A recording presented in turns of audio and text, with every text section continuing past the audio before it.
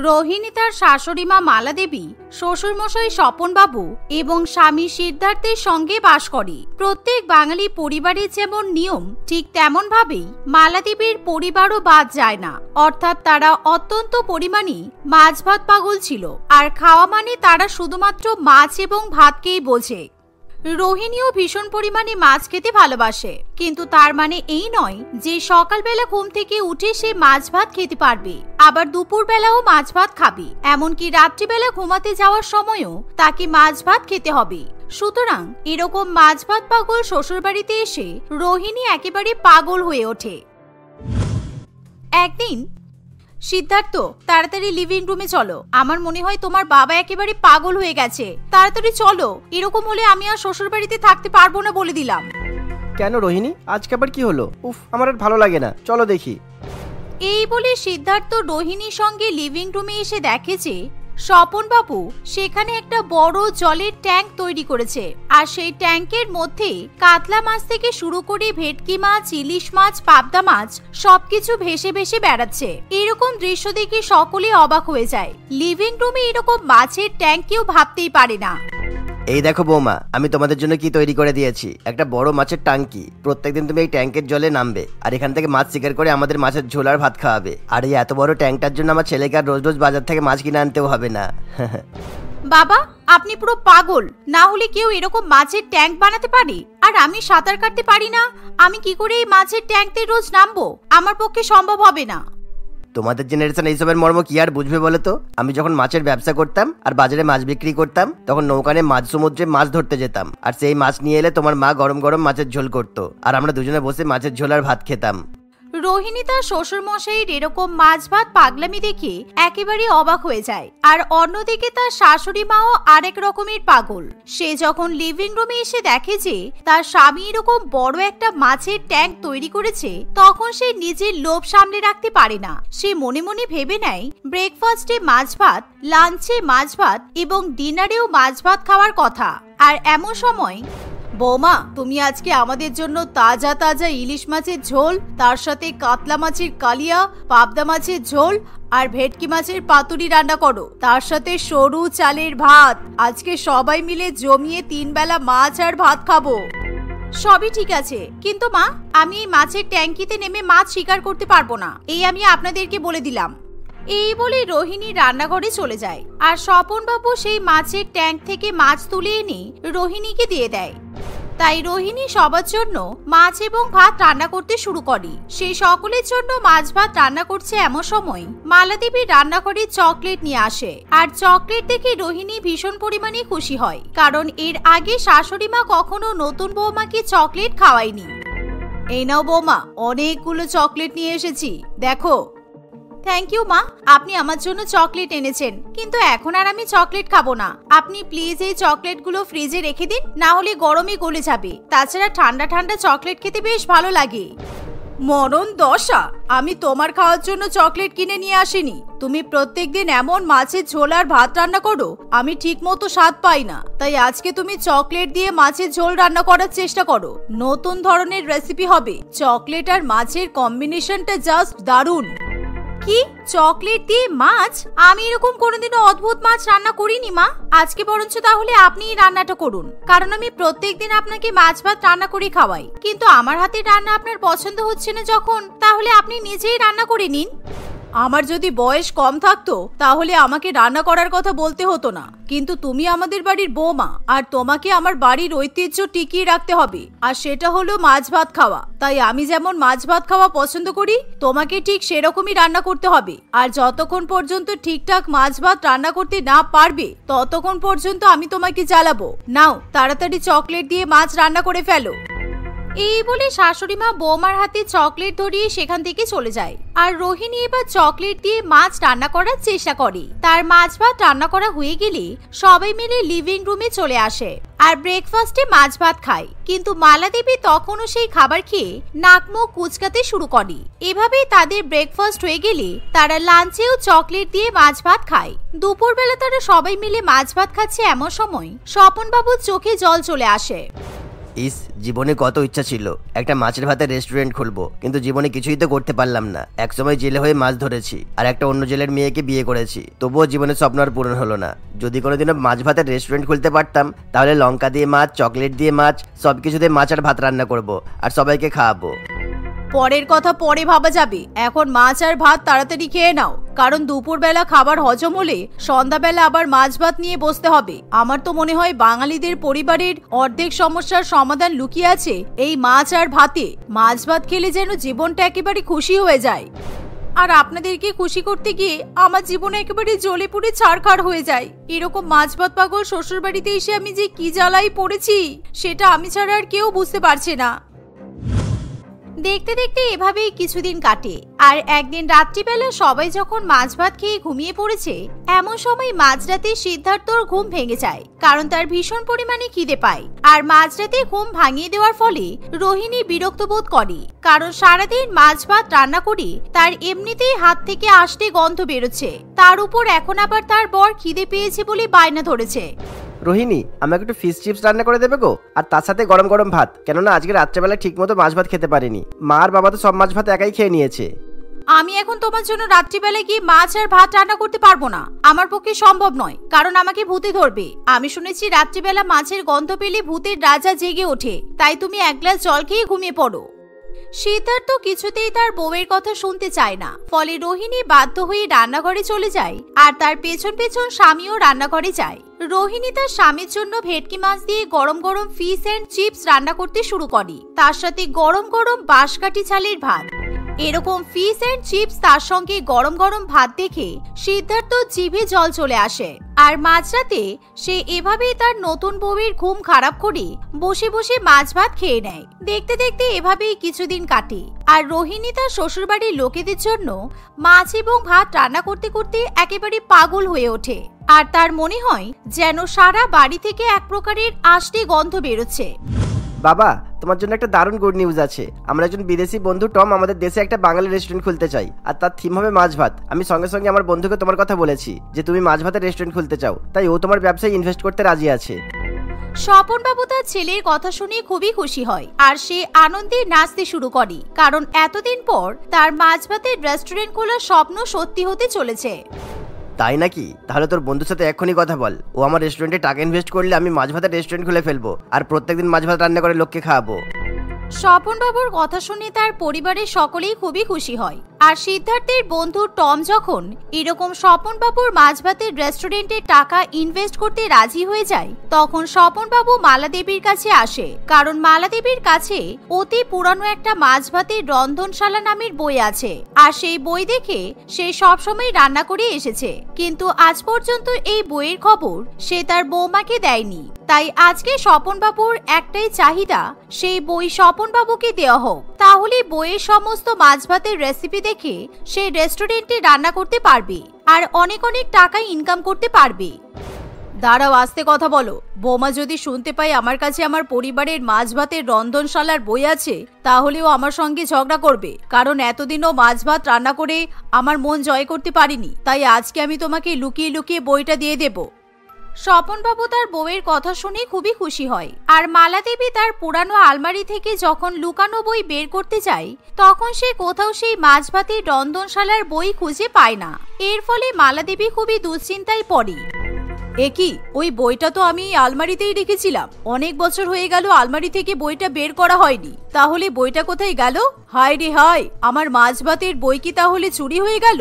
আমার পরিবারের ঐতিহ্য এই বইটা যদি চুরি হয়ে যায়, তাহলে আমি ঈশ্বরের কাছে কি জবাব দেব?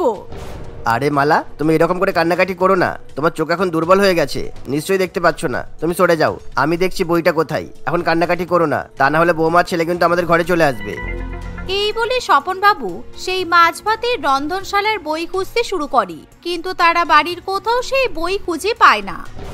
ফলে তাদের মাথার ঘাম পায়ে পড়তে শুরু করে। আর এমন পরিস্থিতিতে স্বপন বাবু প্রচন্ড পরিমাণে দুশ্চিন্তা করতে থাকে, কারণ সে যদি সেই বই খুঁজে না পায়, তাহলে মাছ ভাতের নানান রকম রেসিপি বানাতে পারবে না। আর যদি তাদের মাছ ভাতের রেস্টুরেন্ট না চলে, তাহলে টমের টাকা সুদ সমেত ফেরত দিতে হবে। এই ভেবে ভেবে তাদের রাতের ঘুম উড়ে যায়। ঠিক এমন সময় আমি জানি এই বইটা কে চুরি করেছে। আমি কালকেই তাকে ধরবো। আমার বই চুরি করা আমি বের করে দেব। পরের দিন সকালবেলা মালতী কাজ করতে এলে মালাদেবী মালতীকে চেপে ধরে, কারণ কিছুদিন আগে মালতী মালাদেবীর কাছ থেকে বিভিন্ন রকম মাছ ভাত তৈরি করার রেসিপি জিজ্ঞাসা করছিল। আর সেই সময় কথায় কথায় সে ভুলবশত মালতীকে সেই মাছ ভাতের রন্ধনশালার বইয়ের ব্যাপারে বলেছিল। তুই সত্যি কথা বল, আমার মাছ ভাতের রন্ধনশালার বই তুই চুরি করেছিস তো? কারণ এই কাজ তুই ছাড়া আর কেউ করতে পারে না, কারণ তুই মাঝে মধ্যেই আমার ফ্রিজ থেকে মাছ চুরি করিস। আমি জানি এটা তুই করেছিস। বিশ্বাস করো কাকিমা, আমি চুরি করিনি। তুমি তো আমাকে বলনি বইটা কোথায় রাখা আছে। তুমি শুধু বলেছিলে তোমার শাশুড়ি মায়ের বই দেখে দেখে তুমি রান্না করতে, আর আমি তাছাড়া ওই বইটা কেন চুরি করতে যাব? আমি মানছি তোমাদের বেঁচে থাকা বাসি মাছ ভাত তোমরা ফেলে দেবে ভেবে আমি না বলে বাড়িতে নিয়ে চলে যেতাম, কিন্তু তাই বলে তোমার বই আমি চুরি করিনি। এর ফলে মালাদেবী কিছুতেই বুঝে উঠতে পারে না যে তার বইটা কোথায় আছে। আর এই দেখে রোহিণী মনে মনে মুচকি মুচকি হাসতে থাকে, কারণ সেই রন্ধনশালার বই রোহিণী নিজেই চুরি করেছে। আসলে কিছুদিন আগে রোহিণী যখন তার শাশুড়ি মায়ের ঘর পরিষ্কার করছিল, তখন পুরানো আলমারি থেকে সে তার শাশুড়ি মায়ের মাছ ভাত রান্না করার রন্ধনশালার বই খুঁজে পায়। আর সেখানে বিভিন্ন সুন্দর সুন্দর রেসিপি লেখা থাকে। এই দেখে রোহিণী নিজের লোভ সামলাতে পারে না, তাই সেই বইটা রোহিণী চুরি করে। আর এখন যখন তার শাশুড়ি মা এবং শ্বশুর মশাই সেই বইটার দরকার পড়ে, রোহিণী সেই সুযোগ কিছুতেই হাতছাড়া করে না। মা, আপনি বেকার বেকার অন্য কাউকে জিজ্ঞাসা করছেন, ওদেরকে জিজ্ঞাসা করবেন না, কারণ আপনার প্রাণের থেকে প্রিয় পরিবারের ঐতিহ্য মাছ আর ভাত রান্না করার রন্ধনশালার বই আমার কাছে আছে, কিন্তু আমি আপনাকে সেই বইটা দেব একটাই শর্তে। মালাদেবী তার বৌমার কথা শুনে একেবারে অবাক হয়ে যায়। তোমার এত বড় সাহস, তুমি আমার আলমারি থেকে বই চুরি করেছো, আবার এখন আমার কাছে শর্ত রাখছো আমাকে আমার বইটা ফেরত দাও। রোহিণী কিছুতেই মালাদেবীকে সেই বই দিতে চায় না, কারণ এখন শাশুড়ি মায়ের যেহেতু সেই বইটা দরকার, তাই রোহিণী তার শাশুড়ি মাকে নিজের শর্তে রাজি করাতে চায়। প্রত্যেক দিন এই বাড়িতে মাছ ভাত খাওয়া যাবে না। প্রত্যেক পরিবার যেমন সব রকম খাবার দাবার খেয়ে বেঁচে থাকে, ঠিক তেমন খাবারই আমরা খাবো। ওই ব্রেকফাস্টে মাছ, লাঞ্চে মাছ, আবার ডিনারে মাছ, এসব চলবে না।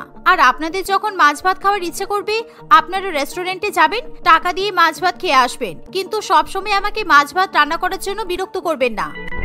বৌমার এমন শর্ত শুনে মালাদেবী একেবারে অবাক হয়ে যায়, কারণ প্রাণ ছাড়া বেঁচে থাকা সম্ভব, কিন্তু মাছ ভাত খাওয়া ছাড়া বেঁচে থাকা সম্ভব নয়। কিন্তু এখন যদি সে এই শর্তে রাজি না হয়, তাহলে সেই বই মালাদেবী কিছুতেই ফেরত পাবে না, আর তার স্বামীর রেস্টুরেন্টও খোলা হবে না। তাই রোহিণীর শর্তে মালাদেবী রাজি হয়ে যায় আর কোর্ট পেপারে সাইন করে দেয়। এমনকি বাড়ির প্রত্যেকটা সদস্য সেই পেপারে সিগনেচার করে যে তারা প্রত্যেকদিন মাছ ভাত খাওয়ার জন্য বাড়ির বৌমাকে বিরক্ত করবে না।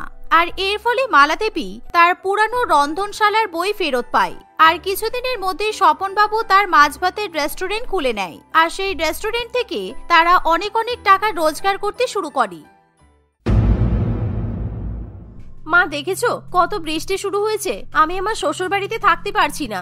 একে একতলা শ্বশুর বাড়ি, তার উপর ব্যাঙে টয়লেট করলেও আমাদের বাড়ির সামনে জল জমে যায়। আর এখন তো এত বৃষ্টি পড়ছে, নৌকা নিয়ে বাড়ি থেকে বেরোতে হচ্ছে। তাই আমি ঠিক করেছি তোমাদের বাড়িতে গিয়েই থাকবো, না হলে আমি তো অফিসেও যেতে পারছি না। তাহলে ফোনে বলার কি আছে, তুই চলে আয়। আর এটা তো তোরই বাড়ি, তুই পুরো বর্ষাকাল তোর বাপের বাড়িতেই থাকতে পারিস। চলে আয় মা। আর হ্যাঁ, এখন বৃষ্টি কমেছে, পারলে এখনই তাড়াতাড়ি করে বেরিয়ে পড়। মায়ের কথা শুনে কাবেরী খুবই খুশি হয়, আর সে ঠিক করে আজকেই ব্যাগপত্র গুছিয়ে বর্ষার মধ্যে ছাতা নিয়ে বাপের বাড়িতে চলে যাবে। তাই সে নিজের ভাবনা মতো বিকাল হতে না হতে বাপের বাড়িতে চলে যায়। কিন্তু কাবেরীকে দেখে চন্দনা দেবীর বৌমা অর্থাৎ কাবেরীর বৌদি পৃথা মোটেই খুশি হয় না, কারণ এখন বাড়িতে ননদ এসেছে বলে তাকে বেশি পরিমাণে কাজ করতে হবে। দিদি, হঠাৎ করে ব্যাগপত্র গুছিয়ে নিয়ে এই বর্ষার মধ্যে এখানে আসলে যে? আজকে তো ভীষণ বৃষ্টির পূর্বাভাস দিয়েছে, আর তুমি আজকেই শ্বশুর বাড়ি থেকে বাইরে বেরিয়ে পড়েছো। রাতে তো তুমি বাড়িতে ফিরতে পারবে না, কয়েকদিন পর বৃষ্টি ধরে গেলে তখন তো তুমি আসতে পারতে। মা, তোমার বৌমার কথা শোনো। ননদ এই বর্ষার মধ্যে ভিজে ভিজে বাপের বাড়িতে এসেছে, আর তোমার বৌমা চিন্তা করছে আমি কখন বাড়ি ফিরবো। আমি বাড়ি ফেরার জন্য আসিনি বৌদি, আমি এই বর্ষাকাল আমার বাপের বাড়িতেই কাটাবো, কারণ এই বৃষ্টির মধ্যে আমার শ্বশুর বাড়ির সামনে জল জমে যাচ্ছে। আমি বাড়ির বাইরে বেরোতে পারছি না, সেই জন্য আমি এখানে চলে এলাম। কাবেরীর কথা শুনে তার বৌদি আর কোনো কথা বলে না। অন্যদিকে বড় মেয়ে বাড়িতে এসেছে দেখে চন্দনা দেবী খুবই খুশি হয়, আর সে তখনই এরকম বর্ষার মধ্যে তার বৌমাকে পকোড়া এবং কফি বানাতে বলে দেয়। পৃথা কিছুক্ষণের মধ্যে পকোড়া এবং কফি বানিয়ে দিলে কাবেরী এবং তার মা গল্প করতে করতে খাওয়া শুরু করে। কতদিন পর তুই বাপের বাড়িতে এলি, আমার ইচ্ছে করছে তোর বাকি দুই বোনকেও এই বর্ষার মধ্যে এখানে ডেকে নি। কি জানি মেয়ে দুটো ওখানে কি করছে, এমনিতেই একটু বৃষ্টি হলে তোর দুই বোনের জ্বর হয়। আর শ্বশুর বাড়িতে ওদের খেয়াল রাখার মতো কেউ নেই, কারণ শাশুড়ি মা মারা গেছে, শ্বশুর মশাইও মারা গেছে, আর দুই জামাই তো সবসময় কাজে ব্যস্তই থাকে। হ্যাঁ মা, তাহলে চিন্তা করছো কেন? তুমি আমার দুই বোনকে ডেকে নাও, আমরা এই বর্ষাকালটা একসঙ্গে এনজয় করে কাটাতে পারবো তাহলে। বড় মেয়ের মুখে এমন কথা শুনে চন্দনা দেবী তার ছোট মেয়ে এবং মেজ মেয়ে মামন এবং চুমকিকে ফোন করে, আর তাদেরকে বর্ষাকালেই বাপের বাড়িতে আসার জন্য নিমন্ত্রণ জানায়। কিন্তু এই ব্যাপারে তারা তাদের বাড়ির বৌমা অর্থাৎ পৃথাকে কিছু জানানোর প্রয়োজন মনে করে না। আর মামন এবং চুমকিও মায়ের কাছে নিমন্ত্রণ পেয়ে খুবই খুশি হয়, তাই তারা সেদিনই বাপের বাড়িতে চলে আসে। আর তিন ননদ এরকম বর্ষার মধ্যে বাপের বাড়িতে থাকতে এসেছে দেখে পৃথা তাদের উপর রেগে যায়। শীত, গ্রীষ্ম, বর্ষা, আমার কপালে আর কোনোদিনও আরাম জুটবে না। এই বর্ষার মধ্যে এখন আমার এই তিন ননদকে সেবা করতে হবে। একজন অফিসে যাবে, তারও সেবা করতে হবে, আবার দুইজন বাড়িতে পড়ে পড়ে গিলবে, তাদেরও সেবা করতে হবে। সেদিন থেকে পৃথা সারাদিন বর্ষার মধ্যে তিন ননদের পেছনে ভীষণ পরিমাণে খাটতে শুরু করে, আর তার তিন ননদ একেবারে পায়ের উপর পা তুলে আরাম করে। একদিন সকালবেলা হঠাৎ করে ঝমঝম করে বৃষ্টি নেমে আসে। মা, তোমার মনে আছে তুমি বিয়ের পর আমাদেরকে বলেছিলে যে তিন বোনকে নিমন্ত্রণ করে বর্ষাকালে একেবারে জোড়া ইলিশ আর ইলিশ মাছের ডিম ভাজা খাওয়াবে? কিন্তু তুমি তো এখনো পর্যন্ত আমাদেরকে ইলিশ মাছ খাওয়ালে না। আজকে কিন্তু আমাদের এই বৃষ্টির মধ্যে ইলিশ মাছ খাওয়ার ইচ্ছে করছে। ও হ্যাঁ, ভালো কথা মনে করিয়েছিস, কিন্তু সকালবেলা তো বাবু বাজার করে অফিসে চলে গেছে। এখন এই বৃষ্টির মধ্যে কাদা জল পেরিয়ে কে বাজার করতে যাবে বলতো? কেন মা, তোমার ছেলের বউ বাজার করতে যাবে, ওকে ছাতা নিয়ে বাজার থেকে আমাদের জন্য ইলিশ মাছ কিনে নিয়ে আসতে বলো, কারণ আজকে আমিও ইলিশ মাছ খাবো, আমার অফিসের আজকে ছুটি আছে।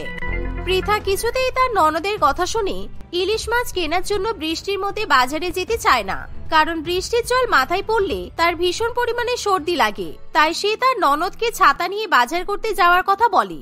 আর এই কথা শুনে কাবেরী উল্টে নাকি কান্না শুরু করে দেয়। না না বৌদি, তুমি খেপেছো নাকি? এই জলকাদার মধ্যে আমি এখন বাইরে বেরোবো?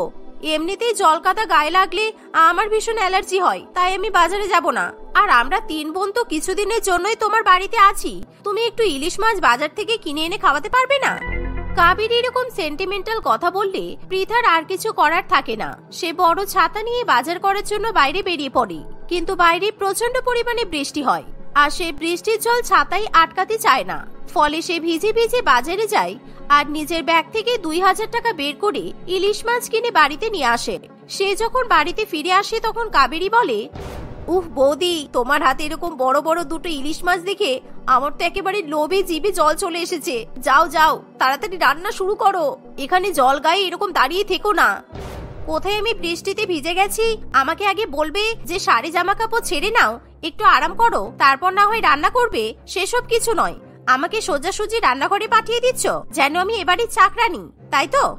পৃথার ননদ কোনো কথাতে পাত্তা দেয় না। নিরুপায় হয়ে বাড়ির বউ পৃথা জামা কাপড় ছেড়ে রান্নাঘরে গিয়ে তার তিন ননদ এবং শাশুড়ি মা ও স্বামীর জন্য গরম গরম ইলিশ মাছ ভাপা, ইলিশ মাছ ভাজা রান্না করে।